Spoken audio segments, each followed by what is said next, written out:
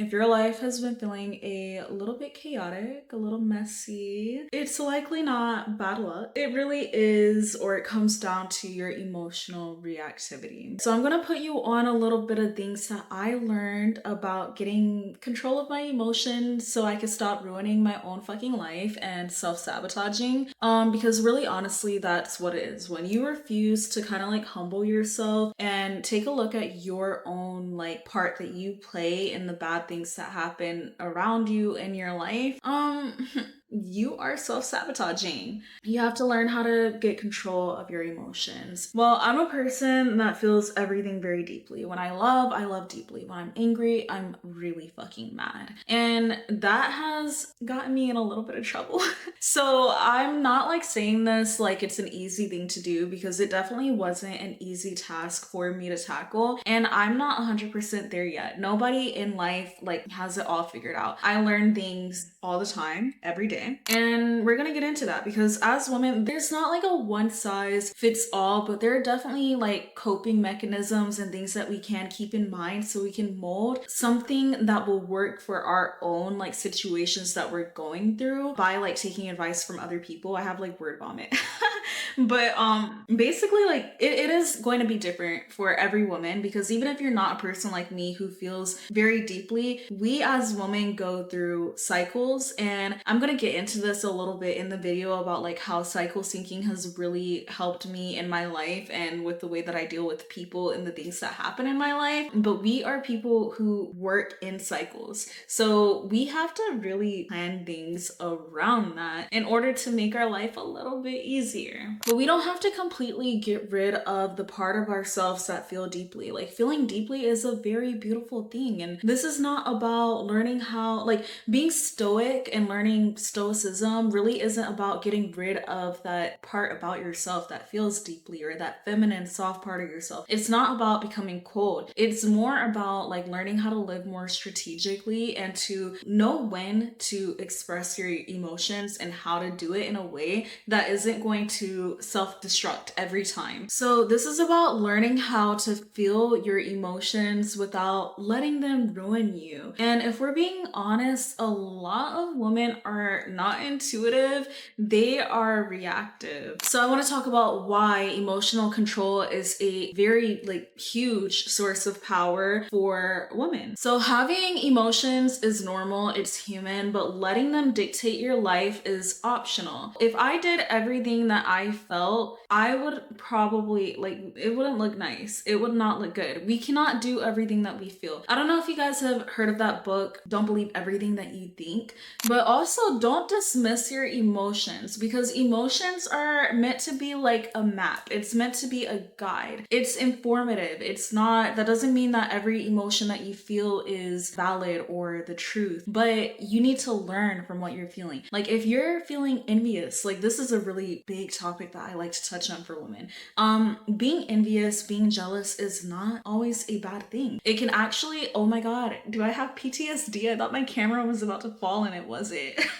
But it can actually become a really big source of power for you as a woman. Not saying that you should go around being like a weird, jealous person and doing vindictive things to other people because you're jealous of them, but listen to your body. When you are feeling jealous of somebody, why are you feeling jealous? What does that person have that you feel like you don't have? What have they been achieving or like doing that you feel like you can't do? Your body is really just signaling to you that, hey, I know that I could do that, or I really desire to do that. Can you like start to put yourself in rooms where you're doing what they're doing, or can you start taking care of me in the way that that person is taking care of their body so that they're fit and they're always looking nice, and you are envious because you want something that that person has. And you have to like reframe your brain into just sitting in that envy and letting it become something ugly, but instead let it become something motivational. Like I am a person person that I don't get jealous of people. I get motivated by people.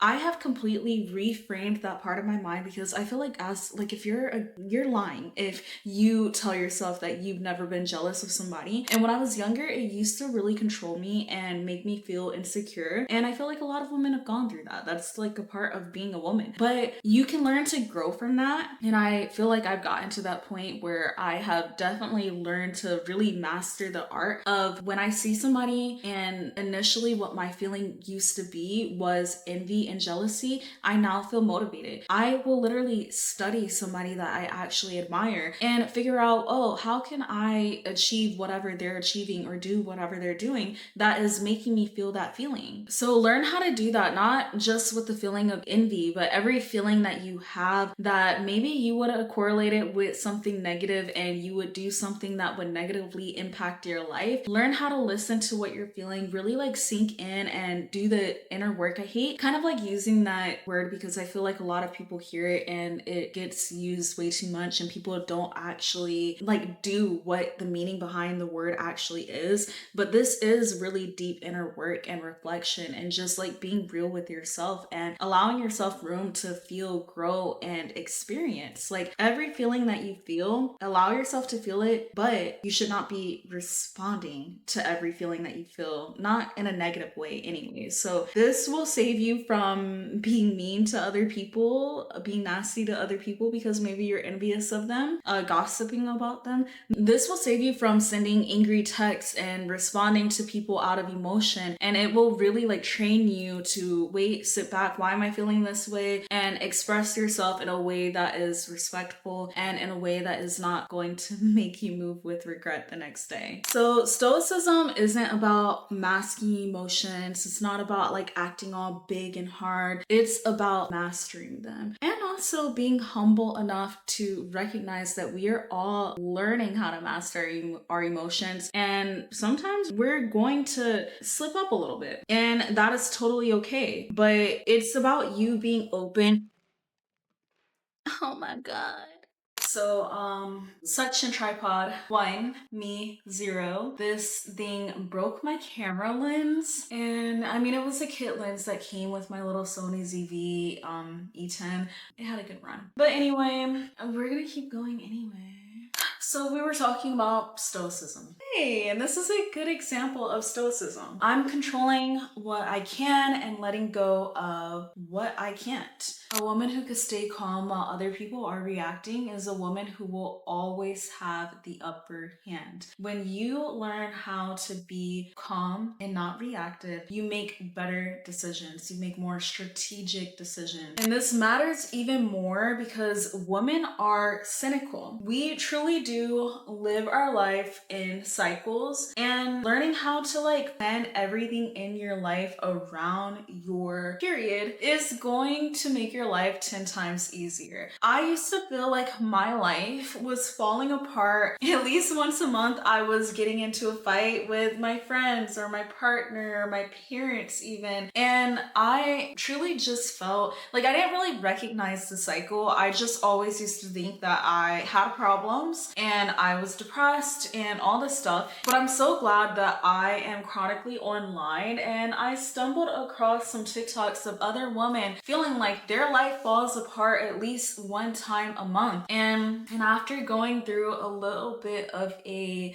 what is that called? Like doom scrolling or something. But I don't know. All I know is I was scrolling and I found out about cycle syncing and I tried it for a few months, and then I'm like, wait, this really changed my life. Naturally, you're going to go through 4 different phases as a woman. You're going to go through your follicular stage where you're going to be feeling creative. You're going to be having all the confidence. You can literally do anything. And this is when I have decided that I'm going to do my heaviest work and my like most any project that I have or anything that I have to do for work that requires for me to talk to people one-on-one and deal with others, or to create and to brainstorm for my platforms. This is when I am going to be doing that, this stage of my cycle, because otherwise this shit is not going to get done, or it's going to be dreadful, or I'm not going to get the results that I actually actually want. Also, the next stage would be like your ovulation stage where you're feeling more social, more interactive, more engaging. This is also a really perfect time for you to network, for you to hang out with friends, for you to do things that require for you to talk to other people. And then the third stage, right before your period, is your luteal phase. This is when you're not really going to want to be talking or dealing with people because you're going to have low tolerance.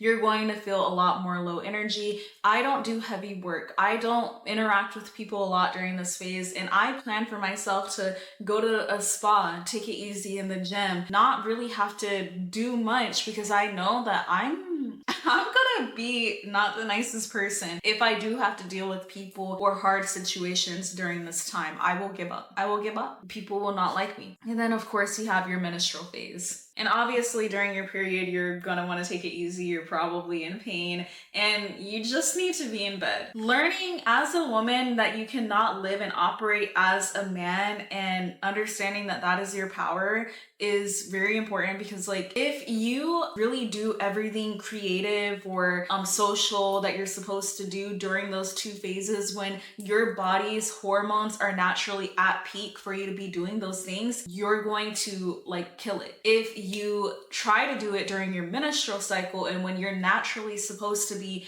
drawing in and pouring into yourself and taking care of yourself, where your hormones are not there to support you right now, you are naturally not going to have, like, you're working against nature. You're working against yourself. You don't need to fix your emotions. You need to plan around them. And unmanaged emotions don't just affect your mood, but it affects everything around you. It affects how people treat you, how people see you. If people are not going to take you seriously if you don't know how to control yourself, if you don't know how to manage your emotions, if your energy is not calm and you're not sure of yourself and you're always like exploding, or even if you're not a reactive person in that way, or maybe you're a sensitive person and you're always crying about something or easily like offended by things, people are not going to respect you. And a person who does not know how to manage their own emotions is easily offended. No, I mean, they are easily offended, but a person who does not know how to manage their own emotions is easily manipulated, and people will walk you like a fucking dog. If they know all of your triggers, you're leaving all of your triggers out in the open for people who maybe don't have the best interest for you in mind to be able to get the reactions that they want out of you. Why? You don't leave yourself open like an open book. So that's all for today's video. If you enjoyed the video, leave my video a like, comment down below any thoughts that you had. Comment down below any thoughts that you had during today's video, any topics that you want us to yap about. And if you'd like to see more content like this, go ahead and subscribe, and I'll see you guys again soon. Bye.